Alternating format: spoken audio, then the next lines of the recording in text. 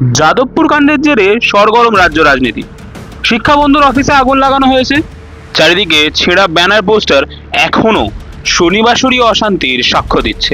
অপরদিকে শিক্ষামন্ত্রী ব্রাত্য বসুর বিরুদ্ধে এক ছাত্রের ওপর গাড়ি চালিয়ে দেওয়ার অভিযোগ উঠেছে। এহেন ঘটনার জেরে শনিবারই যাদবপুরে পথ অবরোধ করে বাম মনোভাবাপন্ন ছাত্রছাত্রীরা। হয়রানির শিকার হন সাধারণ মানুষ। সংবাদ মাধ্যমকে পেয়ে প্রশ্ন করেন, ছাত্রছাত্রী বলে কি যা খুশি তাই করবে? পেছনে পেশেন্ট পড়ে আছে, তার জন্য এই আন্দোলন একটা সাইড ছেড়ে দিলে হয়। একটা সাইড আন্দোলন ছাড়ার দরকার আছে। গাড়ি দেখুন, গাড়ি দেখুন, খালি আপনারা একটা সাইড ছাড়া দরকার আছে। এগুলো প্রোটেস্ট করার কোনো মাধ্যম হয় না। এগুলো প্রোটেস্ট করা যদি বলাই হয় সরকারের কাছে, যদি তাদের কোনো আবেদন থাকে সরকার সাথে বসে করুক, কিন্তু সাধারণ ক্ষোভ প্রকাশ করেছেন যাদবপুরে পড়তে এসে 2 বছর আগে র্যাগিং এর শিকারে মৃত ছাত্রের বাবাও। তিনি জানিয়েছেন, এই ছেলে মেয়েদের উচ্ছৃঙ্খলতার বলি হয়েছিল আমার ছেলে। যাদবপুর বিশ্ববিদ্যালয় পশ্চিমবঙ্গের শিক্ষা জগতের কলঙ্ক। আজকে যাদবপুরে যেসব ঘটনা ঘটেছে, কোন ভরসায় মানুষ তার সন্তানদের ওখানে পড়াশোনা করতে পাঠাবে?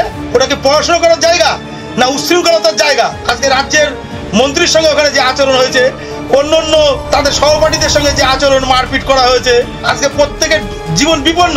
আজকে অধ্যাপকদের মারধর করা হয়েছে। আজকে এই উচ্ছৃঙ্খলতার বলি আমার সন্তান। এইসব উচ্ছৃঙ্খল ছেলে পেলে যা করছে, আবার যদি আমার সন্তানের মতো একটা সন্তান মারা যায়, তার দায় কে নেবে? যাদবপুর বিশ্ববিদ্যালয়কে ধিক্কার জানাই।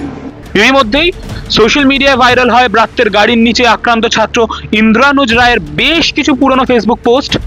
তাতে কোথাও সশস্ত্র মাও সংগ্রামের প্রতি সমর্থন, কোথাও আবার অযোধ্যায় রাম মন্দির ভেঙে বাবরি গড়ার ডাক।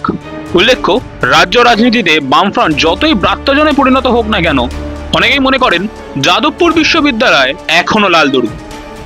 সেই আবেগে শান দিয়েই রবিবাসরীয় বিকেলে মিছিলের ডাক দিয়েছে সিপিএম। মিছিলে থাকার কথা অন্যান্য বামপন্থী দলগুলির সদস্যদের। পাল্টা হুঙ্কারও অবশ্য কম নেই। রাজ্যের মন্ত্রী অরূপ বিশ্বাস হুঁশিয়ারি দিয়েছেন 1 মিনিটে যাদবপুর দখল করার। যাদবপুরের সাংসদ সায়নী ঘোষ আবার বলেই দিয়েছেন, খেলা হবে। 1 মিনিট সময় লাগবে যাদবপুর ইউনিভার্সিটি দখল করতে। শান্ত যাদবপুরকে অশান্ত করার চক্রান্ত করবেন না। শান্ত কলকাতা তথা শান্ত বাংলাকে অশান্ত করার চেষ্টা করবেন না। আমরা মাঠে রয়েছি, আমরা মাঠে থাকবো এবং 2026-এ পুনরায় খেলা হবে। এমন খেলা অবশ্য এর আগেও দেখেছে এই রাজ্য। এর আগে ছাত্রনেতা আনিস খানের মৃত্যু নিয়ে কম জল ঘোলা হয়নি। বামেরা পথে নেমেছিল। প্রত্যুত্তরে মমতা বলেছিলেন, নির্বাচনে তৃণমূলকে সাহায্য করেছিলেন আনিস। আর 5টা মামলার মতো আনিসের ক্ষেত্রেও বিচারের বাণী নিভৃতে কেঁদেছে। আখের গুছিয়ে নিয়েছে বাম তৃণমূল দুই পক্ষই। আনিস ছাত্রনেতা ছিলেন, ইন্দ্রানুজ সশস্ত্র মাওবাদের সমর্থক। একদা বুদ্ধদেব ভট্টাচার্যকে শাসক দলের কুকুর বলে দাবি করা এক ছাত্রের জন্য পা হাঁটবে বামেরা? Bureau report, cloud TV.